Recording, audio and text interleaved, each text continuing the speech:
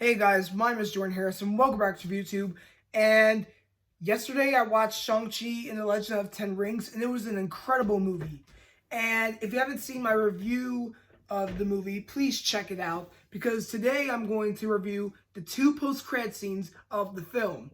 So, anyway, as you already know, Shang-Chi, his best friend Katie, and his sister must face off against Wenwu, who is pretty much, well, the real Mandarin, who is trying to believe that his wife is still alive and tries to bring back the whole family.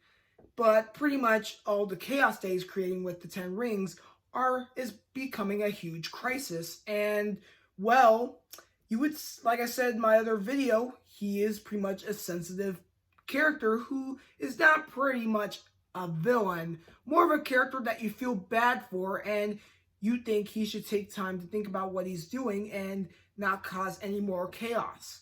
So yeah, after the whole battle against Wenwu and his army of the Ten Rings, we now have Katie and Shang-Chi meet Wong. And if you remember Wong, he was fighting Abomination at the ring where we find Shang-Chi's sister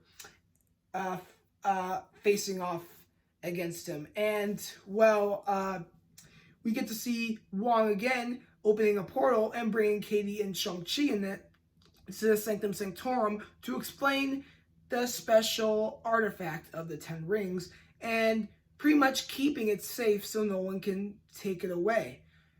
And pretty much there's this big scene where we find a hologram of Dr. Bruce Banner and Captain Marvel, and they're doing a virtual talk with Wong, just like they did a virtual talk in Avengers Endgame, where Black Widow was in charge of the Avengers HQ, having a virtual call with Okoye, Rocket Raccoon, Captain Marvel, and War Machine.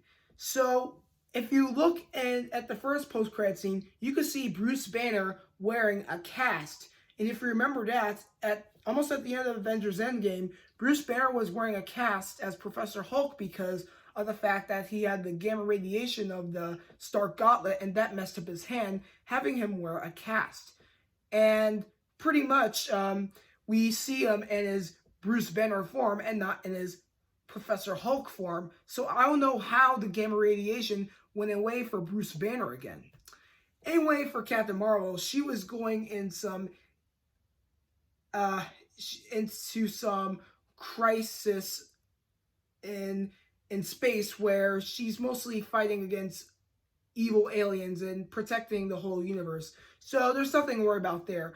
And after Captain Marvel went away, we have Bruce Banner say to Shang-Chi, "Welcome to the circus." I guess he's trying to say is, welcome to the Avengers, because, well, most of the Avengers are gone, such as Black Widow, Iron Man, and Captain America. So I'm guessing Shang-Chi in the future will be in the huge, big Avengers lineup where you'll have people like maybe Wanda Maximoff or Doctor Strange, Shuri as the Black Panther, Sam Wilson as Captain America. It's all coming together, including Shang-Chi. So pretty much this huge lineup of new Marvel characters is all coming together. And for Wong, he finds out that there's a small particle in the Ten Rings that has to do with, maybe some celestial beings and all that stuff. Maybe they'll mention that in, the Eternals film, which will, be all about celestials, since, the Eternals, they are celestial beings who were born through more than 1,000 years and are pretty much, coming to Earth during present time, or maybe further in the future, where they had to face off some evil monsters.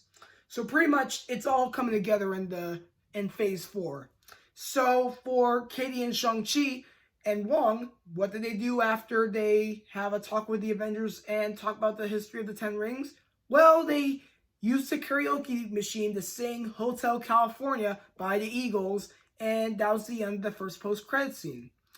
Then after that, we go over to the second post-credit scene where we find Shang-Chi's sister back at home and guess where we find her? We find her now as the new Mandarin of the Ten Rings, and pretty much has her own cult. I mean, you had mostly men who were, the soldiers throughout the Ten Rings, but now you have both men and women in the Ten Rings. And pretty much, if you remember in the movie, they said how Shang-Chi's sister was never treated right, and she wasn't really even made to an assassin since, Wen Wu trained Shang-Chi to become an assassin. So what did Shang-Chi's sister do? She trained herself to become an assassin, and that's what makes her into a powerful woman that she is right now, making her look like she's standing tall and becoming this new cult leader of the Ten Rings, saying that women can do big things, which is, trying to take over the whole family business. This is just like when Vito gave up his role as Godfather, and then Michael Corleone takes the role as Godfather when Vito gives up his role and then passes away, leaving Michael taking the throne.